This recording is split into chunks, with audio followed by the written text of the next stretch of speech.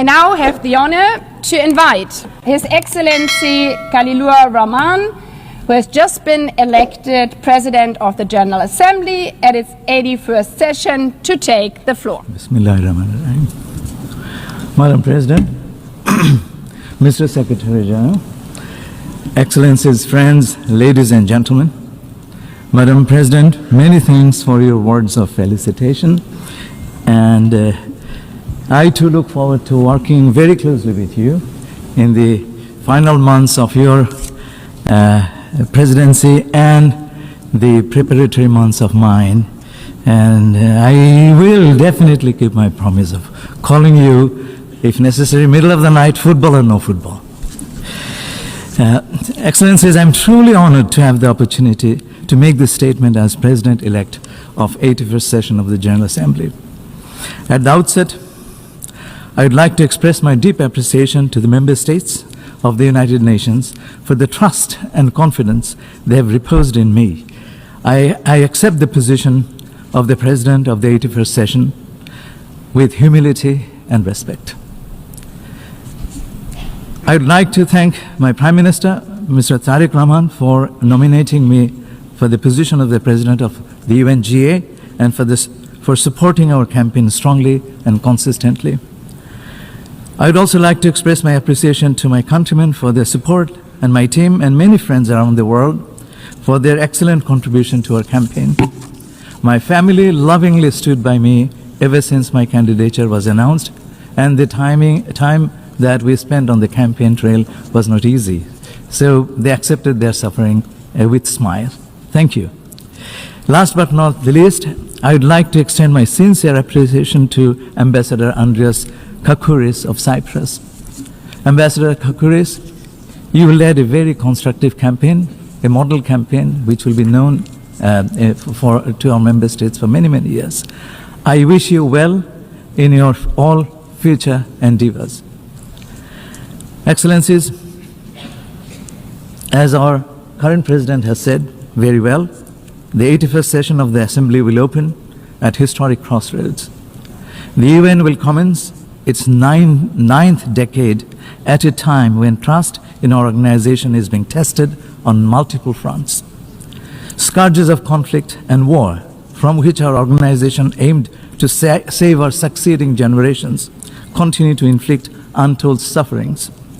Development gains remain fragile and uncertain, and in some cases are regressing. Despite advancements in human rights, we witness a general backsliding of certain rights and freedoms across the world and shrinking humanitarian space. All this is happening at a time when multilateralism has come under increasing pressure and our organization faces financial stress. Taken together, these challenges tend to undermine the public trust and confidence in the ability of our organization to deliver its promises. And this is a challenge that I will confront together with all of you. As I mentioned during the interactive debate, working with all of you, I envision addressing these challenges along 6 pillars of action. First, in advancing the organization's work on peace and security, I will draw inspiration from the work of more than 200,000 peacekeepers from Bangladesh who have contributed actively to international peace and security across the globe, from Cyprus to Sudan. Building on my country's experience, I would uphold the Assembly's moral and political authority and champion a holistic approach to peacekeeping and peace building that prioritizes prevention and political solution, strengthens peace building, and protects civilians. I will support dialogue to make even peacekeeping more fit for purpose and advocate for greater representation of women in peacekeeping.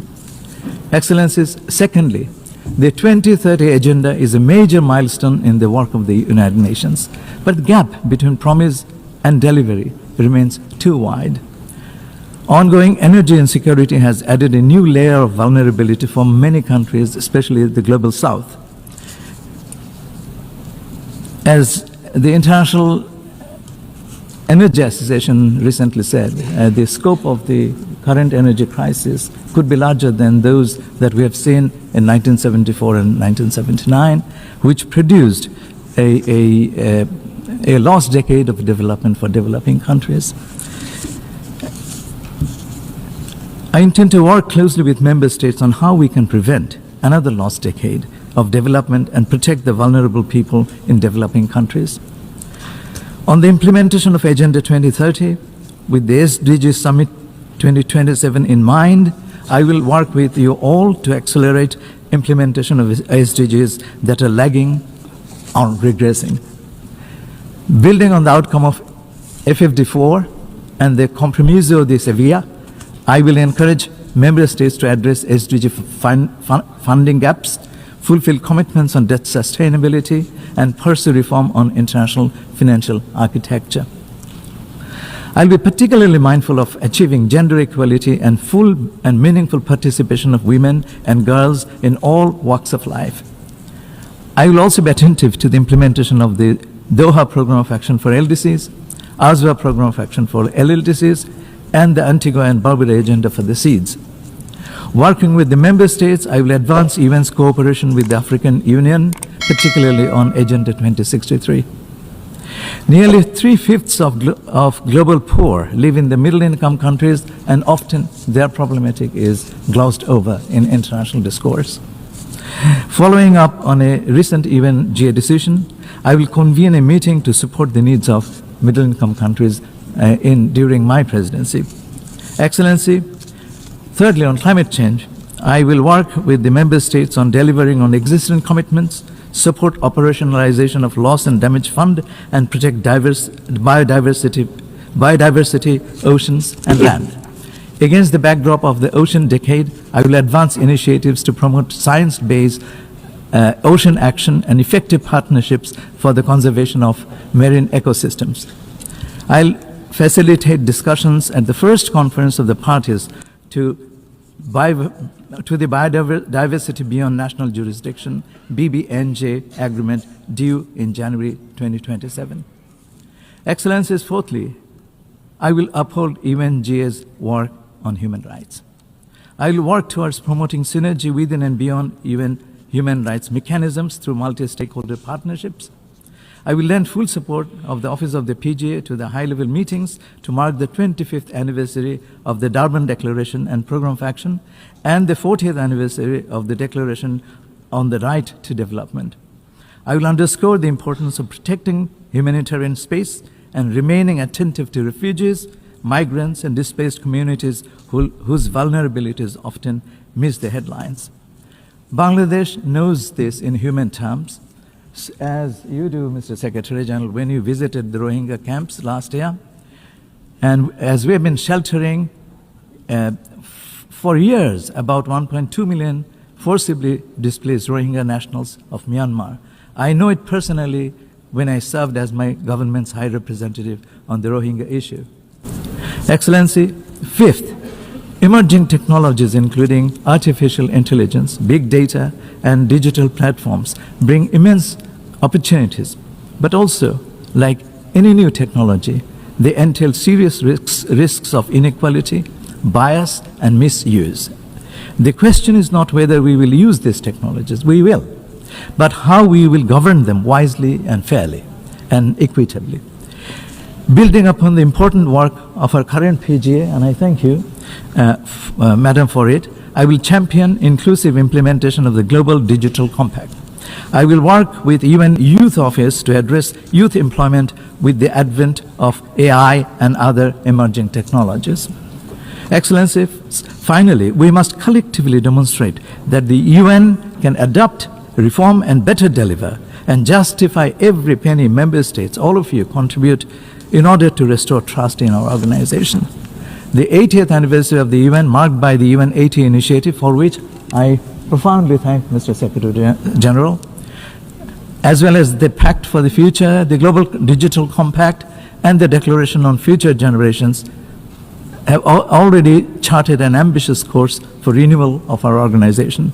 I will build upon these efforts and work with the member states toward making UNGA an engine of member-driven and member-owned reform. I will organize inclusive consultations to advance the ideas in shifting paradigms, united to deliver, and remain invested in enhancing UNGA's coordination and synergy with Security Council, ECOSOC, and Peace-Building Commission. Excellencies, as your President, I will dedicate myself to rebuilding trust, nurturing consensus, and opening space for good faith negotiations that will lead to outcomes for all that are owned by all. I will unfailingly uphold the UN Charter and conduct the work of the Presidency in full accordance with the Code of Conduct of the President. And I ask you to hold me to account on this. I'll be President of all of you. I will engage all member states in the course of my work. I will not let my personal views interfere with my work as the PGA. I will seek common ground without ignoring differences. I'll organize my office reflecting geographical, gender, and linguistic balance, something I promised during my interactive debate, and I intend to keep this promise. Creating a group within the Office of the President to specifically serve the needs of the small delegations will be one of my early priorities. I will also hold consultations with the Secretary General on the organization resources for the Office of the President of the General Assembly.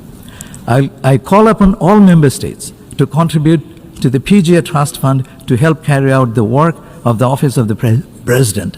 I will work with all of you to ensure adequate long-term funding for a robust internship program. I will set up a dedicated communication team for effective outreach throughout my presidency.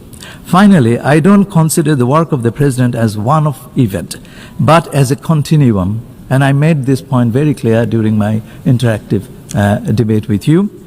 Therefore, Madam President, I will carry forward your important initiatives.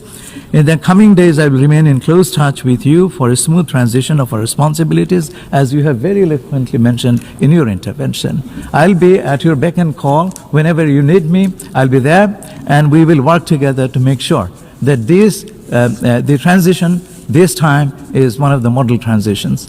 I thank you all.